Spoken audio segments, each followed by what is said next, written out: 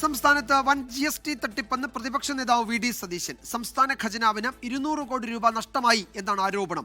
തട്ടിപ്പ് മൂടിവെക്കാനാണ് സർക്കാർ ശ്രമമെന്നും CBI അന്വേഷണം വേണമെന്നും വി.ഡി. സതീശൻ ആവശ്യപ്പെട്ടു. 1100 കോടി രൂപയുടെ ഇടപാട് വ്യാജ പേരിൽ നടത്തി. ഇതിലൂടെ സർക്കാർ ഖജനാവിന് നഷ്ടമായത് 200 കോടി രൂപ. പൂനെ GST ഇന്റലിജൻസ് സർക്കാരിനെ ഇക്കാര്യം അറിയിച്ചിട്ടും നടപടിയുണ്ടായില്ലെന്ന് പ്രതിപക്ഷ നേതാവ് വി.ഡി. സതീശൻ. 200 കോടി രൂപ ഈ ഒറ്റ കേസിൽ മാത്രം സംസ്ഥാനത്തിന് നഷ്ടം വന്നു, GST നഷ്ടം വന്നു.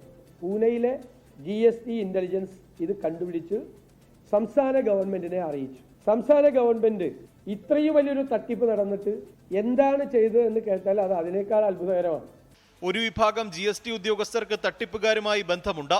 സംഭവത്തിൽ CBI അന്വേഷണം വേണമെന്നും വി.ഡി. സതീശൻ ആവശ്യപ്പെട്ടു. ഇതിന്റെ പുറകിൽ ആരാണ് പ്രവർത്തിച്ചിരിക്കുന്നത്, ഏത് തട്ടിപ്പുകാരാണ്, ഏത് കാർട്ടലാണ്, ഇത്രയും വിവരം കിട്ടിയിട്ടും GST രജിസ്ട്രേഷനിലെയും ഡേറ്റ വെരിഫിക്കേഷനിലെയും കുറവുകൾ പരിഹരിക്കാനുള്ള ഒരു നടപടിയും എന്തുകൊണ്ട് ഗവൺമെന്റ് സ്വീകരിക്കുന്നില്ല?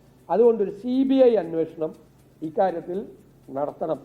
GST തട്ടിപ്പ് പുറത്തു വന്നിട്ടും എന്തുകൊണ്ട് ഇരകളെ അറിയിച്ചില്ലെന്നും ഇരകൾക്ക് നിയമസംരക്ഷണം നൽകണമെന്നും കുറ്റക്കാരായ ഉദ്യോഗസ്ഥർക്കെതിരെ നടപടി വേണമെന്നും പ്രതിപക്ഷ നേതാവ് ആവശ്യപ്പെട്ടു. 24 തിരുവനന്തപുരം. ലോകത്തെവിടെയായാലും ഏത് സമയത്തും 24 വാർത്തകളും ഓഗ്മെന്റഡ് റിയാലിറ്റി പാക്കേജുകളും എക്സ്പ്ലെയിനറുകളും വിശദമായി കാണാൻ ഞങ്ങളുടെ YouTube ചാനൽ നിങ്ങൾക്ക് സബ്സ്ക്രൈബ് ചെയ്യാം.